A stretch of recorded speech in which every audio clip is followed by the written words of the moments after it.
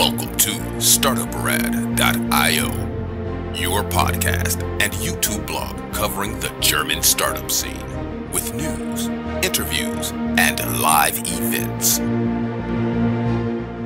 Hi everybody, this is Johanna from Startup Radio, your startup podcast and YouTube blog from Germany, as well as the world's first internet radio station dedicated to startups and tech companies. Today I welcome our wonderful guest, Susie. She's founder and CEO of MeetFox. Hi Susie, how are you today and where are you? Hi Johanna, thank you so much for having me today. I'm actually in Vienna right now, where I'm originally from. Oh wow. But I'll be back in New York in a week, where I currently live. So that's super exciting. I'm going home for a while, yeah. Today we are talking about MeetFox. It's a platform to manage online business meetings from start to finish. Can you explain us a little bit the details, how it works? Sure. Yeah, so MeetFox offers individual service providers a simple one-stop solution to schedule and also monetize their client meetings. What we do is we combine online scheduling with video calls and payment processing into one product that can be simply plugged into any existing website or any marketplace or any public profile, and allows for clients to book meetings with you, have video calls, and pay for your time. That's what we do. That sounds super convenient. Super nice. When you compare it to other video conference tools, what makes MeetFox different, or let's say it that way, what makes MeetFox better? Yeah, so I hear that question all the time because, of course, everybody's using the big ones like Zoom or Microsoft Teams. What sets us apart from the existing solutions out there is that we have a complete scheduling system in place. I shouldn't probably be saying that, but we have a Calendly meets Zoom meets payment processing all in one. So we have much more than just a regular video solution because we have the whole scheduling piece included as well. In terms of the video solution itself, it also has some USPs. For example, you can completely brand the entire video experience to your own branding. So you can add your own logo to the video call. You can run the video call under your own domain and therefore provide a very seamless and professional customer experience to your clients. And on top of that, you can also just join any video call with a click. So it's much easier without having to download apps and any plugins, but you can just simply join a call on the website where your client may find you. That's super, super impressive. Since when did you start developing all of that? Because it's, if I think of Zoom meets Calendly and all of that together, that it seems like a big, big software. Yes, it definitely is. And we put a lot of time and effort into building this company and this product. We actually started already 4 years ago with a marketplace for coaches to connect with clients. And that is where we found the need of making that interaction more seamless. So we decided to build a video solution. We decided to build a scheduling solution. So we started building more and more things until we at some point realized that we were really good at building products and less so at building a marketplace. And so we pivoted into creating a standalone SaaS product that is now offered to any kind of individual professionals, not only coaches, but now we are serving consultants, lawyers, financial advisors, therapists. So many diverse professionals are using our system. And that is what we started really doing in 2019. So right before the pandemic is when we started with MeetFox in its current shape or form, and then of course developed further and further, and also added a lot more features. So scheduling always sounds so easy, but when you think about the complexity of everybody's calendars and how everyone has the individual preferences and how they want to manage their calendars, it becomes really complex to cover all these different preferences and requirements. And so it became a much bigger product than what we originally planned. But it's fun. You just mentioned the pandemic. How was it for MeetFox? Because everyone was more using other platforms as well? And how was it for MeetFox? Did the numbers went up? And yeah, can you show your experience with during the pandemic? What happened? Sure. So we actually felt a really strong spike right after the pandemic, because suddenly people were all looking for a solution to do video calls, to do scheduling online, because suddenly they needed to cover all of the processes that they used to do in person and physically. Suddenly they had to move them all online. So we really saw a great curve, especially in the beginning. But then at the same time, there were so many more competitors coming into the market. The market became a lot more interesting for a lot of existing companies that suddenly started offering similar features to us. And so even though there was a suddenly much bigger market available to us, there was also much more competition fighting in this market. So it became a challenge, but it's a good challenge to have, I think, because the market is continuing to grow, and because of the pandemic, digitalization accelerated so much that we at least believe it's not going to go back to all the old-fashioned ways of working. Of course, people will meet in person again, and there will be changes. But I think that especially with covering the scheduling piece and making that digital, I don't think that people will go back to scheduling their meetings with a pen and paper just because No, I also don't think the pandemic is over. So hopefully not. So that's hopefully not. Yeah. Hopefully not.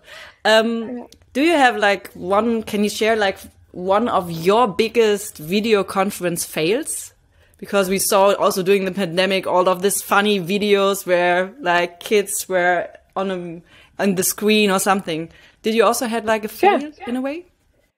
Oh yeah, I had many, I think, because I'm literally in video calls all day long. Selling a video solution, you really can't ever switch off your video, so you always have to be on video. And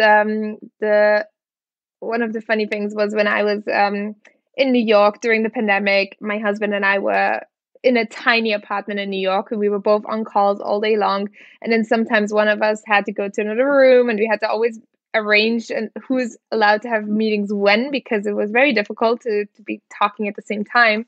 And so I had to have many calls, sometimes in the bathroom because there was not a place to go. And so I was sitting next to the toilet on a chair with holding my computer, making sure that nobody realizes that I'm actually sitting in the bathroom. So those kind of things happened a lot, I would say. And then one time also my husband left the shower and walked behind me without realizing that I was on video, because he was also not used to somebody else being on video calls all day long in the beginning. Who was on the other side doing that video luckily call? At that time it was only my team, but it was still embarrassing enough that I blushed and turned red, because it was just still really strange to have your husband run around half naked in the background. We know all of these funny little stories during the pandemic, especially.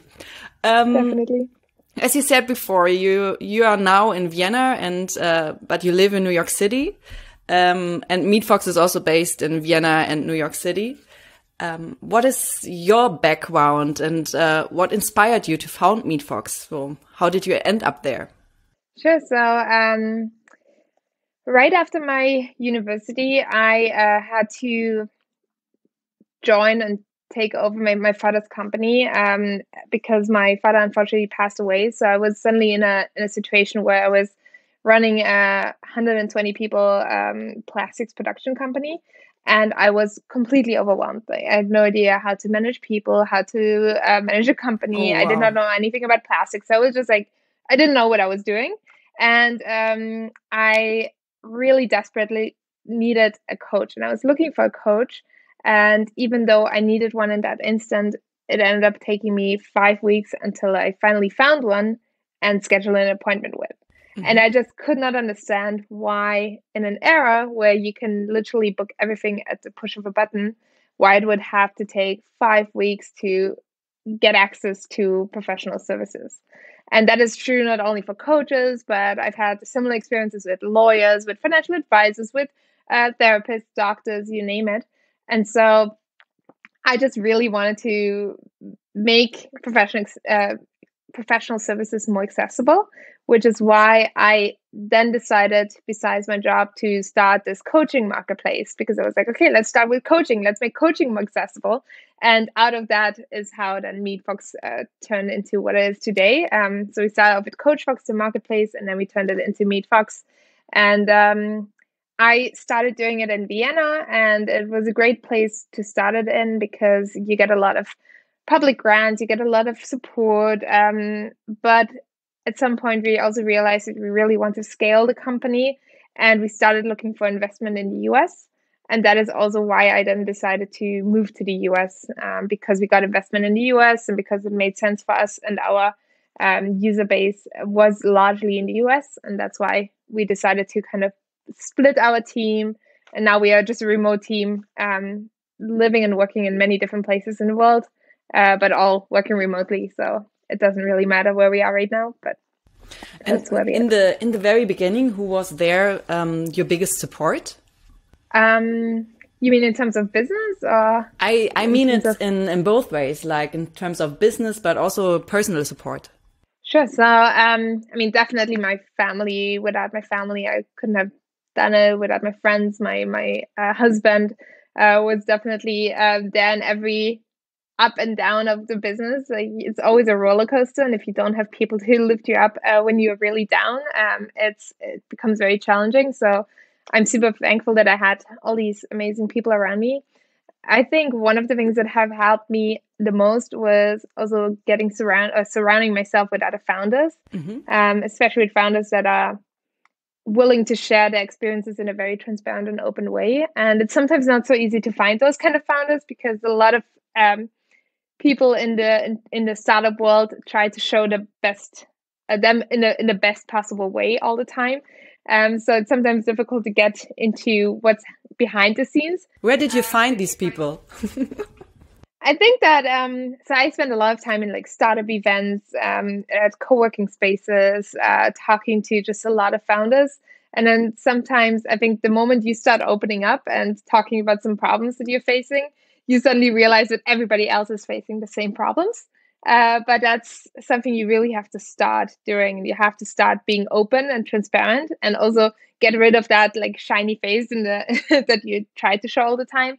And instead, talk about what's not going well, and if there are any problems with the team, with the founders, with the investment, with the finances, with anything. It's just super helpful to talk to other founders and realize that everybody's struggling and everybody's going through the same ups and downs, and that there are always ways to learn from each other, and to by talking to other people who have had the same experiences and the same mistakes, that that really gives you a shortcut as well to avoid certain mistakes or get out of them quicker. So, and looking back, what kind of problems were like the biggest, or the ones where you were really struggling with? There's so many. I think one of the biggest problems is really finding a great team that you can rely on, and I'm so glad that I did find it in the end, but it took a while to really find the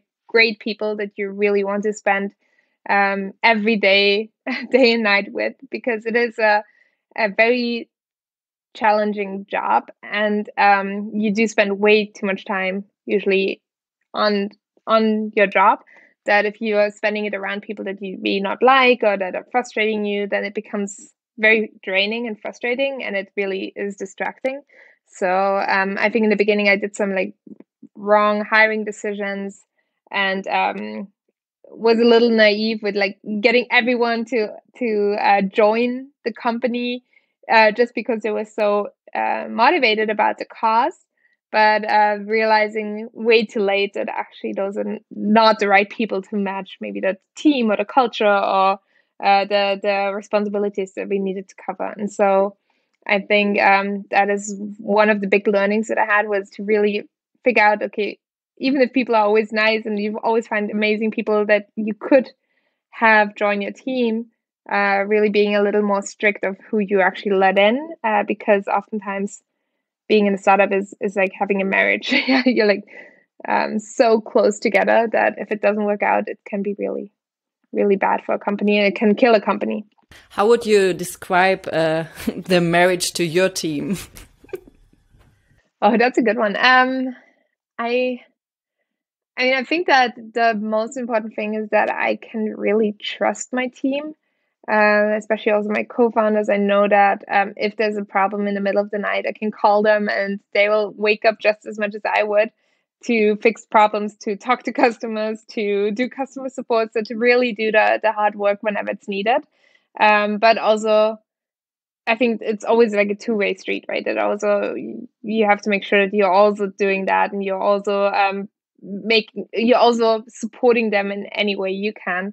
And of course, especially in situations when there's a lot of pressure and when there's a lot of speed needed, it's difficult to look at the others and see and figure out how you can help others when you actually only want to get your tasks done. So I think that's something where it's really important to always think about, okay, if I can rely on them, then I have to also be reliable. And yeah, figuring out that balance and making sure that this marriage in that sense always works, that you can always rely on each other. That's amazing that you found such a good team, that it's such a good fit, and finally a good marriage, not like Yes. the marriage in the very, very beginning. Yes. Sometimes you have to change the partner. Exactly. Let's think about a world where everybody is using MeetFox. What would be better? Wow. I think if everybody was using MeetFox, I think people would have a lot more time available because they would not have to look into the calendar ever again. They would have to look into it and just see what they are up to today, but they wouldn't have to ever schedule meetings, ever talk to anybody about like, oh, when are you available, and going back and forth. So all that communication that is really really unnecessary would be completely eliminated and replaced by meaningful interactions that are happening through the meetings itself. I would bet like I personally even use MeetFox for my personal meetings, which is kind of strange, and my friends always laugh at me. But because I do have a busy schedule, and I have friends in many places around the world, it's just so difficult to me sometimes to think about different time zones and to figure out when to meet and where to meet and whatever. So what I do is I simply also share my booking link with my friends, and they book themselves into my calendar. And so that works really well for me. And I imagine that hopefully in the future, when everybody gets used to using MeetFox for their business part, that it will also help them manage their day-to-day, even on the personal side. Sounds totally interesting. Very ambitious. Yeah. So we talked now a little bit about like a better world with MeetFox. If you could choose a TV or Netflix series to live in, which one would it be, and also why? If I could choose a Netflix series, okay. I recently started watching Silicon Valley, the show, which is all about like a startup that is struggling in the Silicon Valley. And I think, first of all, it sounds like they're going for the exact same roller coaster, just on a different scale. And so I would love to kind of be part of that, just because I love being in a startup. And I think that the roller coaster that you're in on a day-to-day is part of the game, and it's fun. And so, yeah, I feel like I would fit right into their chaotic life of a startup founder. In real life, you're living in Vienna. No, you're living in New York, right? Exactly. But at the moment, you are in Vienna. And I would like to know which parts of you are Vienna and which are New York City. I think that on a personal side, I'm very much Vienna. I love classical music. I love museums and culture, and I love having like a very relaxed life. And Vienna is very relaxing. It has a very high quality of living, and it's really a beautiful place to be in. But on my business side, on my business self is more definitely more happy in New York, just because I like the high pace of of the city. I like that everybody's hustling. I love being surrounded by so many people that are all fighting to achieve something. So I find it very motivating to be in New York for that reason. And so that's where I feel more home when it comes to business, but I feel much more home in terms of personal life when I'm in Austria. So it's a fun mix. Do you have favorite places when you're in Vienna where you go to, or also when you're in New York? What's the place to go?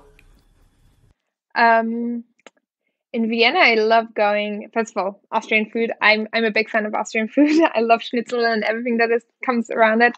And so whenever I'm in Vienna, I go eat schnitzel like almost all the time. So definitely Austrian restaurants is where you can find me. I also, I mean, now in the pandemic, it's a little more difficult, but I love, as I said, classical music. I love the opera. I love going to balls. It's a very Viennese and weird thing that we do, but we actually go to balls where you dance classical, like ballroom dances all night long. And so that's what I love about it. In New York, I really just enjoy walking around on the streets. I love seeing like skyscrapers. It still amazes me every time I'm in New York and I look up and I see those beautiful buildings and those beautiful streets, and just like walking around with everyone in this like New York vibe is just really energizing. And that is where I love being, is just on the streets walking around in all the beautiful parts of New York, like Soho and yeah. Yeah, it's amazing. I also really love it so much. I really have like our last questions for today. Ooh. Okay. Fast and serious. Schnitzel or bagel? Schnitzel. Falco or Jay-Z? Falco, definitely. Empire State or Schönbrunn Palace? Schönbrunn. It's funny, I'm apparently more Austrian than I thought. Yeah, it sounds like it. Yeah. Where can we find you after work? I love cocktails, so in a cocktail bar. Early bird or night owl? Night owl. I love working till like 4 a.m. That's where I'm the most productive. Your me time slots during the day? Breakfast. I love just eating breakfast and not being disturbed. And I need a good meal in the morning to wake up. Best way to relax? I love dancing. For me, dancing is the most relaxing thing, because that's when I can really switch off. What Disney character would you like to be?